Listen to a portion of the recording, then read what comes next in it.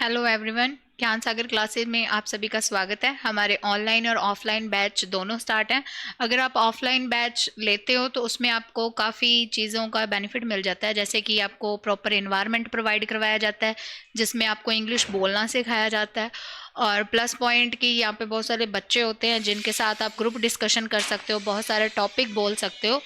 तो इस तरह से आपको ऑफलाइन बैच का बेनिफिट मिल जाता है। ठीक है, अगर अपने मूव होते हैं अपने क्लास की तरफ, तो अभी तक अपनों ने कर लिया, प्रेजेंट हमारा कंप्लीट हो गया था और कल अपनों ने पास्ट भी स्टार्ट कर दिया था। ठीक है,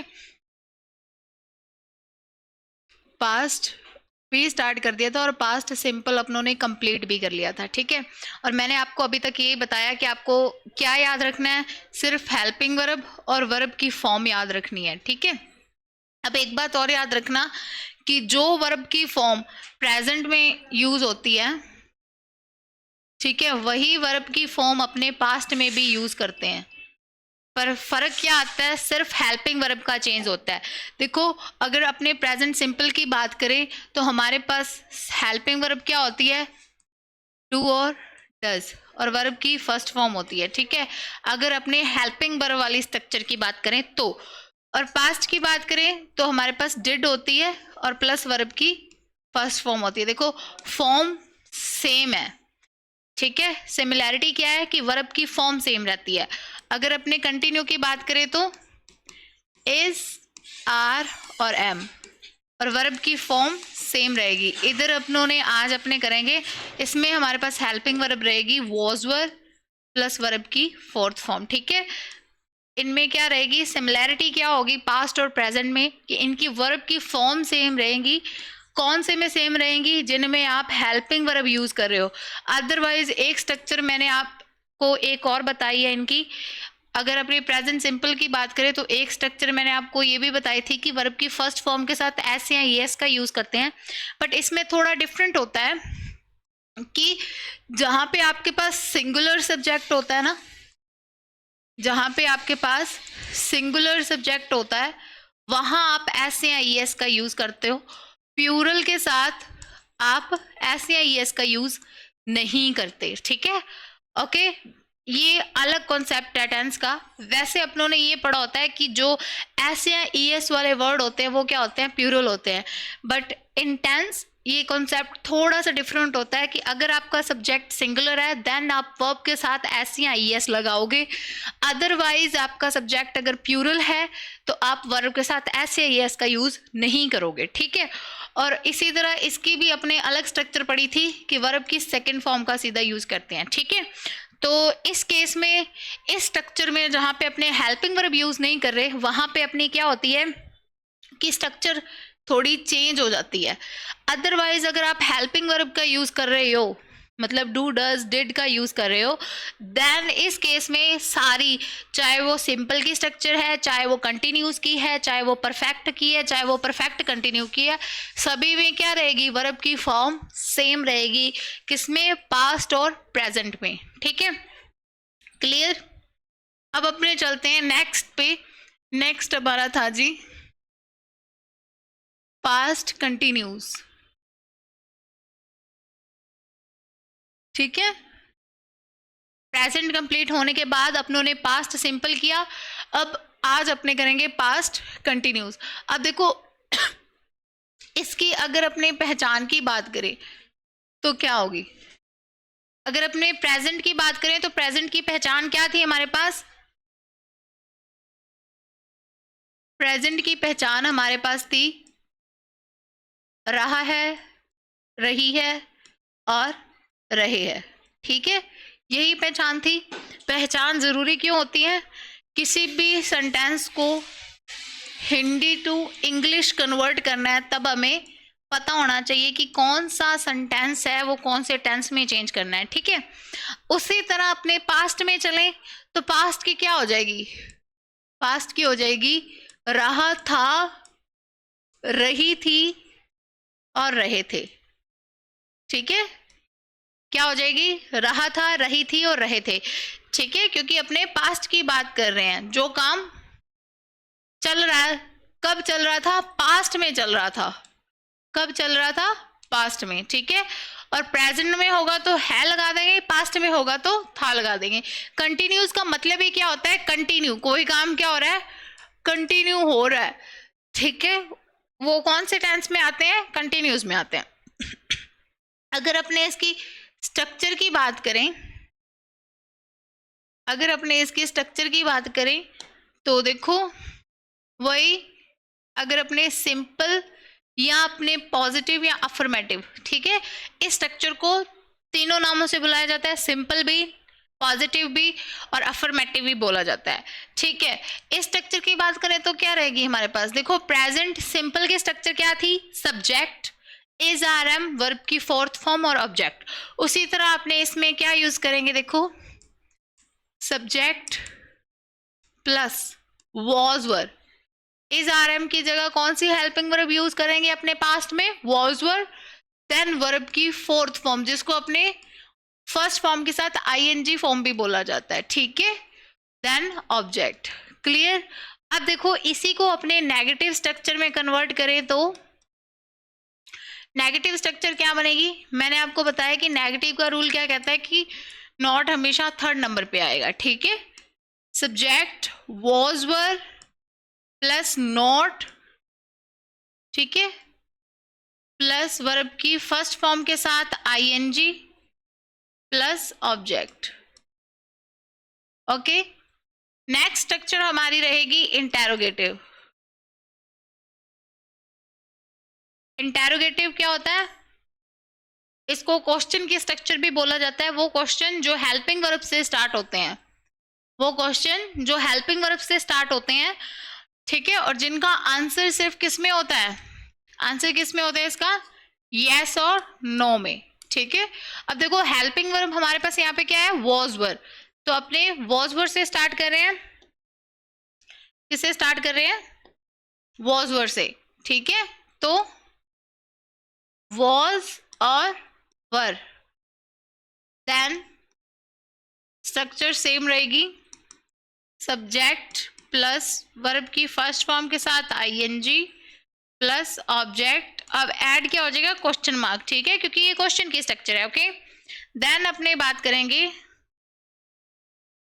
इंटेरोगेटिव नेगेटिव स्ट्रक्चर, ठीक है। तो was were plus subject, note का रूल कहता है कि वो थर्ड नंबर पे आएगा, देन वर्ब की फोर्थ फॉर्म और ऑब्जेक्ट और क्वेश्चन मार्क, ठीक है।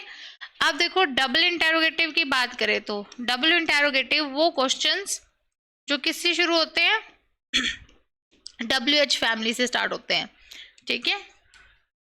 WH वर्ड्स प्लस वॉज और were plus subject plus verb की fourth form plus object plus question mark, ठीक है। क्लियर, यहां तक क्लियर हो गया सभी को कि हेल्पिंग वर्ब, ठीक है, और वर्ब की फॉर्म, दो चीजें आपको याद रखनी है, बाकी सब रहता है same as it is, okay. Clear. अब देखो अपने इसकी एग्जाम्पल की बात करें तो, ठीक है, पास्ट कंटिन्यूस एग्जाम्पल, ओके। देखो सिंपल की बात करें तो पॉजिटिव बना रहे हैं, अपने पॉजिटिव सेंटेंस बनाएंगे तो क्या बन जाएगा,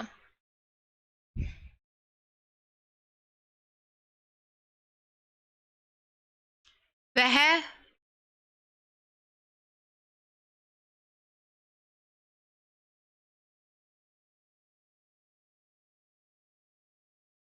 ठीक है, मतलब कि पहले खेल रहा था, ठीक है, पास्ट में चला गया। अब देखो इसी सेंटेंस को नेगेटिव में बनाएंगे तो पहले आपको क्लियर होना चाहिए कि आप हिंदी में जो सेंटेंस बना रहे हो वो सही है, ठीक है, तो आपको पहले हिंदी में सेंटेंस भी बनाने आने चाहिए।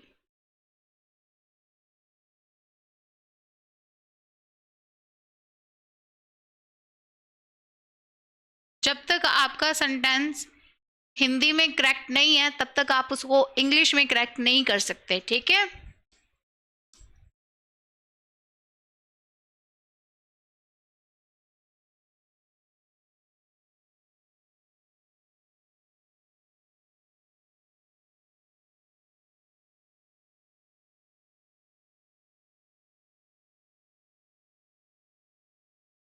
ठीक है, क्वेश्चन मार्क। इंटेरोगेटिव नेगेटिव की बात करें तो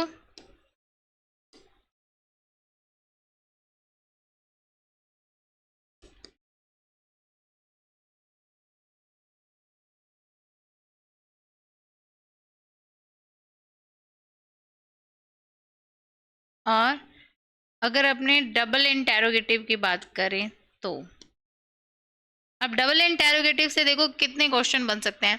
वह फुटबॉल क्यों खेल रहा था, वह फुटबॉल कब खेल रहा था, किसके साथ खेल रहा था, ठीक है, ये और कहाँ खेल रहा था, ये भी तो बन सकता है ना। फुटबॉल कहाँ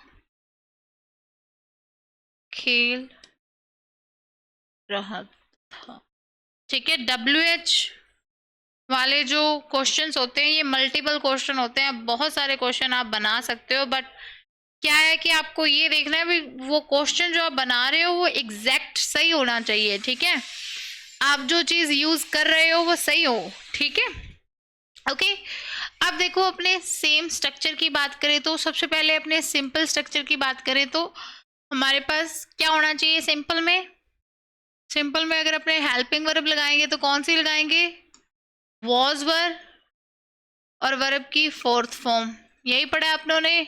नोट करेंगे तो वॉज वर, नॉट और वर्ब की फोर्थ फॉर्म, ठीक है। अगर इंटेरोगेटिव की बात करेंगे तो अपनों ने हेल्पिंग वर्ब पहले लगानी है। जस्ट मैं बेसिकली आपको बता रही हूँ चीजें, ठीक है, क्योंकि बाकी सब चीजें तो सेम रहती हैं, यही चीज चेंज होती है। और अगर अपने नेगेटिव की बात करें तो नॉट तीसरे नंबर पे आ जाएगा और वर्ब की फोर्थ फॉर्म आ जाएगी जिसको अपने ING फॉर्म बोलते हैं। अब इसमें क्या हो जाएगा, WH words plus was were plus subject और प्लस वर्ब की फोर्थ फॉर्म, ठीक है। इतनी स्ट्रक्चर अब अगर आपको याद है तो आप सारे सेंटेंस इजीली बना सकते हो, ठीक है। अब देखो फर्स्ट ऑफ ऑल अगर आपने पहले वाली सारी क्लासेस अटेंड की हैं तो आपको पता होगा कि हमने सबसे पहले क्या चीज फाइंड करनी है, सब्जेक्ट, वर्ब और ऑब्जेक्ट, यही चीज फाइंड करनी है। और मैंने आपको बताया भी है कि इसको कैसे फाइंड किया जाता है, ठीक है। तो देखो कैसे फाइंड करते हैं, देखो सब्जेक्ट ये हो गया क्योंकि इसके द्वारा काम हो रहा है। उसके बाद ऑब्जेक्ट की बात करें तो ऑब्जेक्ट क्या हो गया, ये हो गया क्योंकि इस पे काम हो रहा है। और वर्ब क्या होगी, जो काम हो रहा है, ठीक है।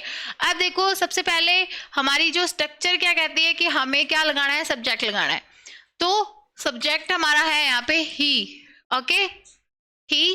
अब देखो एक बात आप समझो कि वॉज और वर कहाँ आता है, वॉज और वर कहाँ आता है। देखो वॉज आता है जी सिंगुलर नाउन और प्रोनाउन के साथ, सिंगुलर नाउन और प्रोनाउन के साथ, ठीक है। और वर कहाँ आता है जी, प्लूरल नाउन और प्रोनाउन के साथ, ठीक है। और ये मेरे को बताने की जरूरत है नहीं कि सिंगुलर और प्लूरल कौन कौन से प्रोनाउन होते हैं और कौन कौन से नाउन होते हैं, ये मैंने आपको पिछली क्लासेस में अच्छे से क्लैरिफाई किया हुआ है, ठीक है। तो अब देखो यहाँ पे अगर तो दो इंसान का नाम होता, मान लो अगर यही सेंटेंस अपने बनाते कि राम और श्याम फुटबॉल खेल रहे थे, ठीक है, यही सेंटेंस अगर अपने बना लेते कि राम और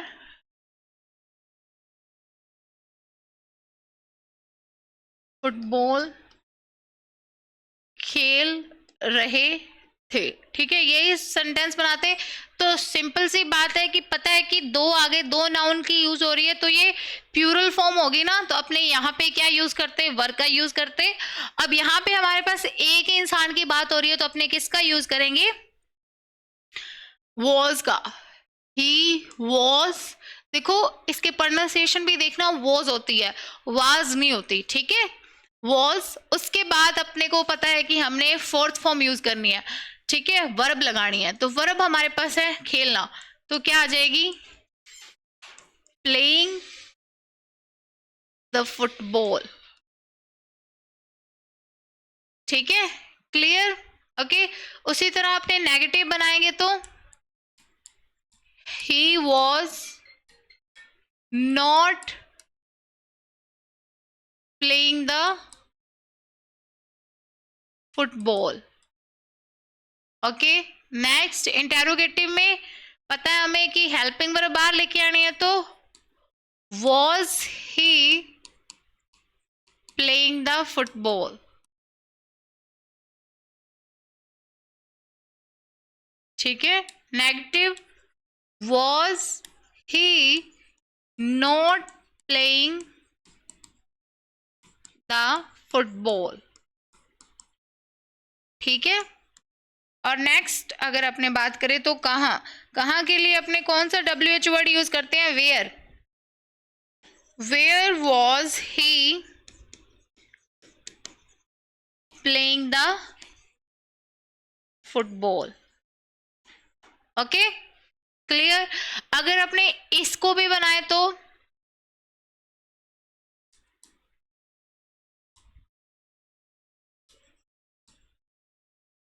शाम वर प्लेइंग द फुटबॉल। ठीक है, बस। ओके, वर क्यों आया? वर क्यों आया? क्योंकि भाई अपने यहाँ पे प्लूरल नाउन की बात हो रही है। ठीक है, यहां तक क्लियर हुआ सभी को? अब अपनों ने चीजें कर ली, पास्ट कंटिन्यू भी कंप्लीट कर लिया। ठीक है, जिसकी अपने बेसिक बात करें तो पहचान थी, रहा था, रही थी और रहे थे। ठीक है, ये थी। उसके बाद अगर अपने बात करें तो स्ट्रक्चर हमने वॉज वर और प्लस वर्ब की फोर्थ फॉर्म यूज की है। ठीक है, अगर अपने पास्ट सिंपल की बात करें तो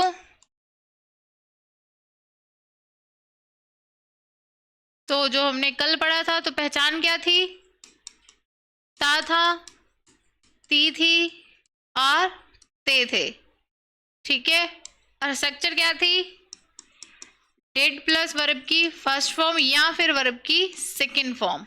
ठीक है, तो बेसिक चीज आपको क्या आनी चाहिए? एक तो वर्ब्स आनी चाहिए। ठीक है, ओके, अगर आपको वर्ब आती है तभी आप यूज कर पाओगे। ठीक है, तो कुछ कुछ चीजें हैं जो आपको आनी चाहिए, तभी आप स्पोकन इजीली कर पाओगे। ठीक है, अब जब अपने टेंस कंप्लीट कर देंगे तब अपने थोड़ी वोकैबुलरी भी स्टार्ट करेंगे। ठीक है, क्या स्टार्ट करेंगे? साथ साथ की वोकैबुलरी, लाइक बेसिक वर्ड जो अपने डेली बेसिस पे यूज करते हैं, उनको अपने डेली करेंगे थोड़े थोड़े। ठीक है, ओके, तो आज की क्लास हमारी यहीं पे खत्म होती है।